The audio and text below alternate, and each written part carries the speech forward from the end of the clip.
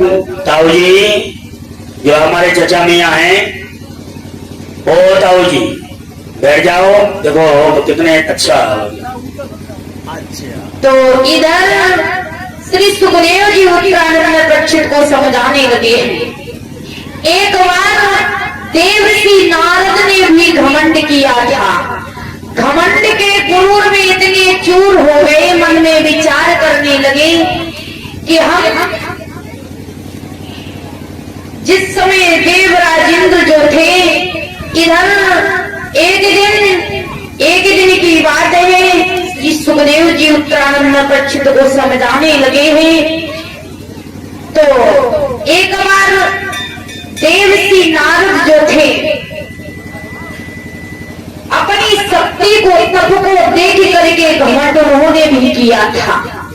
तो भगवान भोले बाबा ने मना किया, लेकिन नारद जी नहीं माने। नारद जी को घमंड था। तो एक दिन की बात है, एक दिन देवर्षि नारद जो थे तपस्या करने के लिए गए। तो इंद्र मन ही मन में विचार करने लगा है कि इनकी तपस्या को देख करके बहुत घबराने लगा कि देव अगर नारद तपस्या में सफल हो जाएंगे तो कहीं ऐसा ना हो जो हमारा इंद्रासन ले ले। इधर देवर्षि नारद तपस्या कर रहे हैं और इंद्र ने अप्सराओं को भेजा। कामदेव वहां से चल देता है। तो चली सुहावन त्रिपुत व्यारी और काम प्रसान बढ़ावन हारी। जिस समय इधर नारद जी तपस्या कर रहे हैं, दियावाड़ जंगल में भजन संकीर्तन कर रहे हैं, बहुत सुंदर। तो उधर अप्सरा चुनरिया लहरा रही है। इधर उन्हें उनका जब तपस्या को भंग करने लगी है, नाच रही है, गंधर्व बाजा बजने लगे हैं, लेकिन देवर्षि नारद पर कोई फर्क नहीं पड़ा। उन्होंने अपनी आंखें नहीं खोली। तो इधर क्या हुआ है बताते हैं कि कामों ने वहां जाते जाने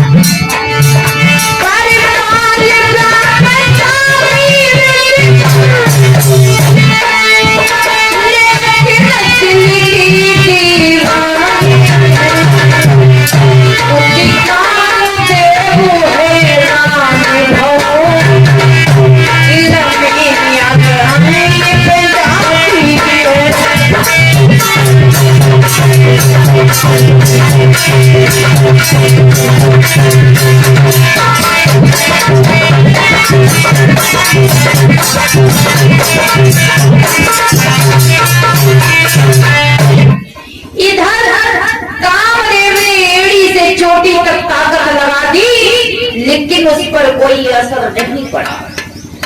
जब कोई असर नहीं पड़ा तो इधर नारद वहां पर बैठे हुए हैं आसन लगाए, लेकिन भैया कामदेव वहां से भागता हुआ चला आया। दोनों हाथ जोड़े देवर्षि नारद के सामने खड़ा हो गया, कहने लगा बाबा जी हमें माफ कर देना, कहीं क्रोध में आकर के हमें श्राप मत दे देना। जब इतने शब्द कहे हैं उसी समय पर श्रोता बंधुओं कामदेव कहने लगा भगवान हमें तो इंद्र ने भेजा था, हमारा कोई दोष नहीं है आपकी तपस्या भंग करने के लिए। तो उसी समय पर कामदेव कहने लगा हमने हजारों महात्माओं को दिखा दिया, लेकिन आज तक ऐसा हमने महात्मा कभी नहीं देखा है।